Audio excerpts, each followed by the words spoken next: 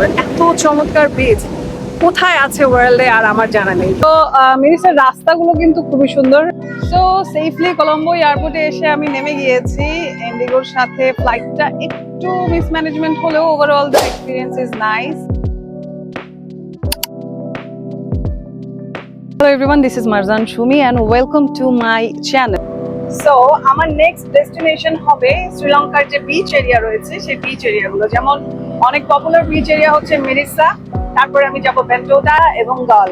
Back to back video post করব বলে আমি প্রায় 9 থেকে 10 মাস পরে শ্রীলঙ্কার আরো একটা ভিডিও পোস্ট করছি। ইউটিউব চ্যানেলটা খুলেছিলাম, বলেছিলাম আমি রেগুলার ভিডিও পোস্ট করব, কিন্তু কোনো না কোনো কারণে সেটা আরো হয়ে ওঠেনি।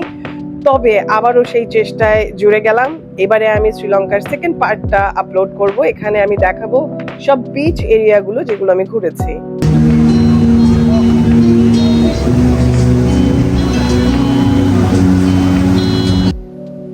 একদিকে হচ্ছে গিয়ে সবাই বসে একেবারে ডিম লাইটের মধ্যে খাবার খাচ্ছে, আর আরেকদিকে হচ্ছে চমৎকার সুন্দর সমুদ্র, যেটা অলরেডি আমার পা ভিজাই দিছে। সো এখানে হচ্ছে গিয়ে কিছু সি ফিশ আছে, খুব চমৎকার কিছু ফ্রেশ সি ফিশ এখানে আছে, খুবই কালারফুল এবং বড় বড় সব কাঁকড়াও দেখেছি। আর সবচেয়ে মজার ছিল হচ্ছে এখানে ওয়েস্টার। মিরিসায় খুব সুন্দর সুন্দর কিছু দোকান রয়েছে শপিং করার জন্য। বিচ ওয়্যার কিনতে চাইলে বিচ ওয়্যারের দোকান আছে, সোভিনিয়ার শপ রয়েছে। এই যে একটা রেস্টুরেন্ট আমি দেখতে পেলাম। সো মিরিসের রাস্তাগুলো কিন্তু খুবই সুন্দর। রাস্তায় হচ্ছে গিয়ে বিভিন্ন ধরনের প্রয়োজনীয় দোকান আছে, যেমন হচ্ছে গিয়ে আমি হাঁটতে হাঁটতে দেখলাম এখানে হচ্ছে কাপড়ের দোকান আছে, সোভিনিয়ার শপ রয়েছে, তাছাড়া চকলেটের দোকান আছে, মানে এগুলোই রয়েছে। আর এখানে 11টা থেকে 12টার পরে গাড়ি ঘোড়া তেমন চলে না, আর দোকানগুলো হচ্ছে গিয়ে খুব একটা খোলা থাকে না, এগুলো বন্ধ হয়ে যায়। রাস্তায় কিন্তু আপনি হচ্ছে গিয়ে যদি হাঁটতে চান, কোনো মেয়ে যদি হাঁটতে চায়, it is safe, it is not unsafe. So Mirissa যেহেতু একটু টুরিস্টিক প্লেস, এখানে কিন্তু সবকিছুর দাম খানিকটা বেশি। আমি ঘুরে ঘুরে এখানে বিচ ওয়্যার গুলো দেখছিলাম, ভেবেছিলাম কিনবো, তবে টাকার জন্য খুব বেশি কিছু একটা কিনতে পারিনি। একটা শুধু স্কার্ট কিনেছি, যেটা আমি পরের দিন সকালে বিচে পরবো ভেবে রেখেছি। তারপর শেষ করে আমি হোটেলে চলে যাই আর এই মাছের দোকানদারকে একটু দেখি, সমুদ্র দেখি আসলে, মাছের দোকানদারকে না। সকালবেলা উঠে কিন্তু খুবই চমৎকার একটা এনভায়রনমেন্ট পাই, এবং যে সমুদ্রের আওয়াজ হচ্ছিল জাস্ট একটু শুনেন। মিরিসা থেকে সবাইকে জানাচ্ছি গুড মর্নিং। আমার মিরিসার সকালবেলা শুরু হলো, যদিও আমি উঠেছি আরো 1 ঘন্টা আগে, কিন্তু আমি মানে বের হতে হতে একটু টাইম লেগে গিয়েছে। তো যাই হোক, মিরিসার সকাল কিন্তু খুবই সুন্দর, এত চমৎকার বিচ কোথায় আছে ওয়ার্ল্ডে আর আমার জানা নেই। শ্রীলঙ্কায় এসে আমার কাছে হচ্ছে গিয়ে পাহাড় তো ভালো লেগেছে, বিচ এখন আরো বেশি ভালো লাগছে। তো এই মুহূর্তে আমি যাবো হচ্ছে গিয়ে প্যারোট রকে। এখান থেকে প্যারোট রক খুবই কাছে, এই যে পেছনে দেখা যাচ্ছে, that is the parrot rock. আমি আসলে খুব কষ্ট করে প্যারট রকে উঠে গেছি, কিন্তু ওঠার পরে দেখি আসলে উপরে কিছুই নেই, তাই আবারও নেমে যাচ্ছিলাম। আর নামতে নামতে এত বাতাস, এত রোদ, মানে যেরকম রোদ সেরকম বাতাস। তবে আমি আসলে এনভায়রনমেন্টটা একটু এনজয় করছিলাম বলা চলে। এরপরে লাঞ্চ করি, আর লাঞ্চ শেষে চলে যাই আমি এই সুন্দর জায়গাটিতে। যারা শ্রীলঙ্কায় মিরিসায় গিয়েছেন তারা অবশ্যই এই প্লেসটা ভিজিট করেছেন। I know this is a very nice place which is called secret beach. তো আমি এখন আছি সিক্রেট বিচে। এই বিচটার নাম সিক্রেট বিচ হওয়ার তেমন কোনো রিজন নেই আসলে। আর এখানে একটা বার এবং রেস্টুরেন্ট ওপেন করা হয়েছিল, যেটার নাম দেওয়া হয়েছিল সিক্রেট বিচ এবং বার। তো তারপর থেকে এরিয়াটা আস্তে আস্তে ফেমাস হয়ে গেছে এবং এটার নাম হয়ে গেছে সিক্রেট বিচ। বিচটা খুবই সুন্দর, এখানে অনেক সুন্দর সুন্দর হচ্ছে গিয়ে পাথর আছে, পিকচার পারফেক্ট বা ইনস্টাগ্রাম পারফেক্ট। আমার কাছে কিন্তু বিচটা খুব ভালো লেগেছে। আপনারা যারা হচ্ছে শ্রীলঙ্কা ঘুরতে আসবেন তারা অবশ্যই চেষ্টা করবেন মিরিসাতে সিক্রেট বিচে এসে একটু ঘুরে যাওয়ার। এখানে আবার শ্রীলঙ্কান ফ্ল্যাগটা আছে, কি সুন্দর করে আসলে হচ্ছে গিয়ে তারা দেশটাকে সাজিয়েছে। টুরিস্টরা আসবে এবং টুরিস্টরা এখানে থাকার জন্য ব্যস্ত হয়ে যাবে, এবং অনেকে এখানে কিন্তু মাসের পর মাস থাকে। এত সুন্দর করে করা হয়েছে, তাহলে কেন থাকবে না মানুষ বলেন? আর আমাদের দেশে আমরা যদি আরেকটু সুন্দর করে আমাদের বিচটাকে ইউজ করতে পারতাম তাহলে কত ভালো হতো, বাট আমরা আসলে এতটা লাকি না। সো এনিওয়েজ, আমি বিচটা এনজয় করি। এখানে বার আছে যেহেতু, এখানে হচ্ছে অনেকে এসে অ্যালকোহল খায়, কেউ সফট ড্রিঙ্কস খায়। আমি একটা নারিকেলের পানি খাবো, একটা ডাব খাবো।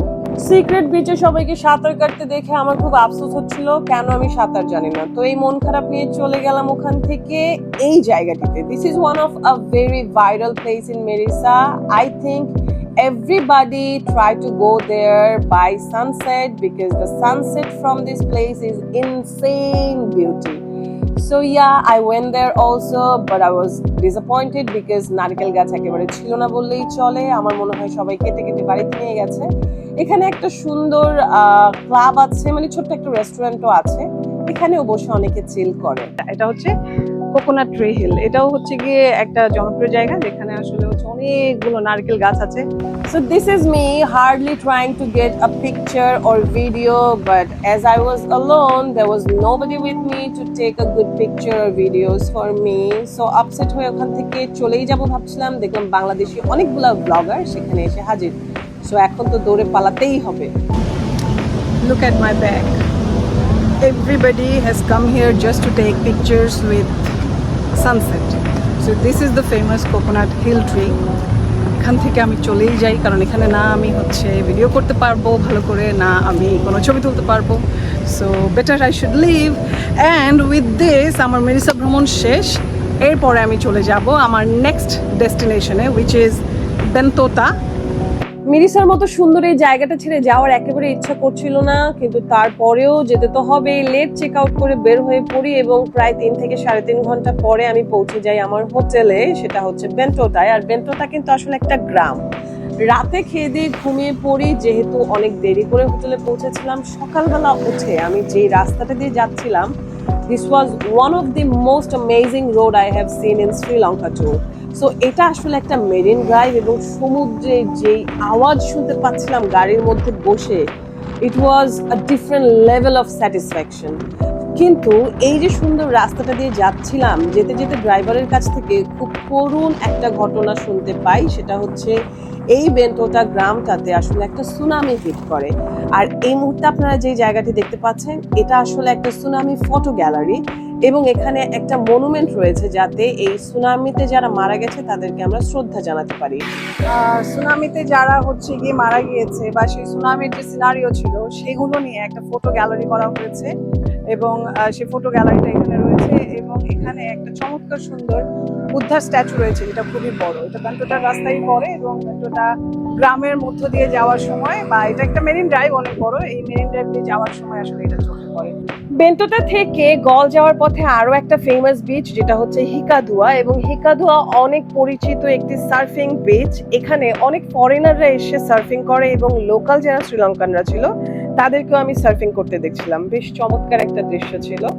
ব্রেকে আমি আসলে এখানে নামি একটু চা খাওয়ার জন্য, তারপরে আবার আমি রওনা করি আমার গন্তব্যের দিকে।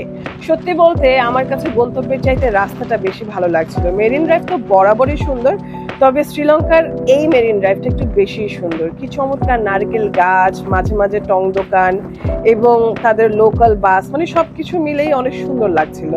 এবং প্রায় 3 থেকে 3.5 ঘন্টার মধ্যে আমি পৌঁছে যাই আমার গন্তব্যে। আমি গলে চলে এসেছি। শ্রীলঙ্কার ফেমাস এই গল ফোর্ট শুধুমাত্র ঐতিহাসিক একটি স্থাপনা নয়, বরং সমুদ্র ইতিহাস আর ইউরোপীয় স্থাপনার এক চমৎকার মেলবন্ধন। এখানে ইতিহাসকে শুধু দেখাই যায় না, বরঞ্চ অনুভব করা যায়।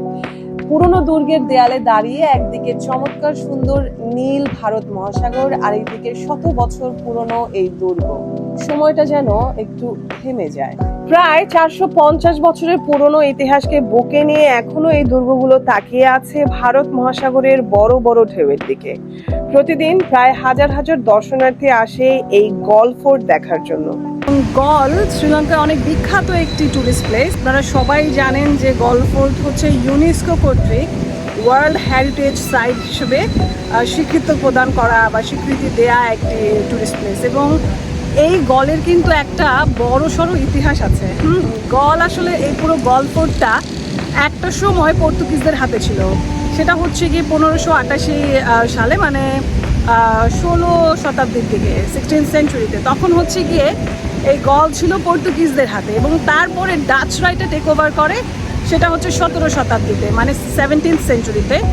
অ্যাপ্রক্সিমেটলি সালটা হচ্ছে 1649-এ এবং তারপরে 1800 শতাব্দীতে এই গল ফোর্ট ব্রিটিশদের আন্ডারে চলে যায় এবং ব্রিটিশরা এটাকে হচ্ছে গিয়ে একটু রিফর্ম করে, কিছু কিছু ডেকোরেশন করে এবং এখন শ্রীলঙ্কায় হচ্ছে গিয়ে শ্রীলঙ্কান গভর্নমেন্ট এবং ইউনেস্কো কর্তৃক কিন্তু এটা রক্ষণাবেক্ষণ করা হয় এবং এই গাল ফোর্টে অনেক সুন্দর সুন্দর প্লেসেস রয়েছে। সবচেয়ে মজার ব্যাপার হচ্ছে এখানে বিচ আছে, যে বিচে আসলে হচ্ছে টুরিস্টরা এসে রিল্যাক্স করে পুরো দিন সিটিতে বা এই গল ফোর্টে আপনারা কাটাতে পারেন। এখানে হচ্ছে গিয়ে মিউজিয়াম রয়েছে, এখানে মস্ক আছে, চার্চ আছে, এখানে মন্দির আছে, সব কিছু আছে। প্লাস হচ্ছে গিয়ে মানে আমাদের হচ্ছে গিয়ে দেশে যেরকম লালবাগ বা হাসান মঞ্জিল, ঠিক ওই রকমই একটা ফোর্ট হচ্ছে গল ফোর্ট।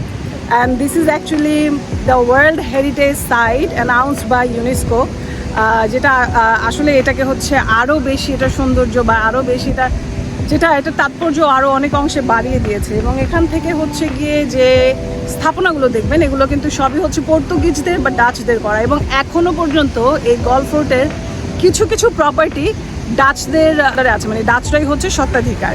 তো আমার কাছে খুব ভালো লেগেছে পুরো গল ফোর্টটা। গল ফোর্টে ঘুরতে আসলে চেষ্টা করবেন হাতে পুরো একদিন সময় অবশ্যই রাখার, কারণ দেখার অনেক কিছু আছে। আর মোস্ট ইম্পর্টেন্টলি আপনারা গল ইন্টারন্যাশনাল ক্রিকেট স্টেডিয়ামটা অবশ্যই দেখবেন। একদিকে ভারত মহাসাগর আর অন্যদিকে ঐতিহাসিক গল ফোর্ট, মাঝখানে চমৎকার সুন্দর সবুজ এই ক্রিকেটের মাঠ, সত্যি অসাধারণ। সাউথ এশিয়ার মধ্যে one of the very beautiful cricket stadium is this. Galle fort দেখে ফেলেছি, গল শহরটা ঘুরে ফেলেছি। মোটামুটি আমি শ্রীলঙ্কাতে যা কিছু করতে চেয়েছিলাম সব কিছুই করা হয়ে গেছে। এখন বেন্টোটায় আছি, বেন্টোটা থেকে আজকে আমি কলম্বো চলে যাব এবং কলম্বোতে কিন্তু আমার আরও 2 দিনের স্টে আছে।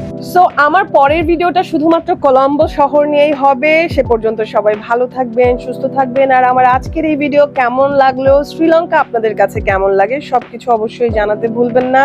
আর আমাকে বেশি বেশি মোটিভেট করবেন যাতে আমার পরবর্তী ভিডিও দিতে আর 8 থেকে 9 মাস না লাগে। সবাই ভালো থাকবেন, আল্লাহ হাফেজ।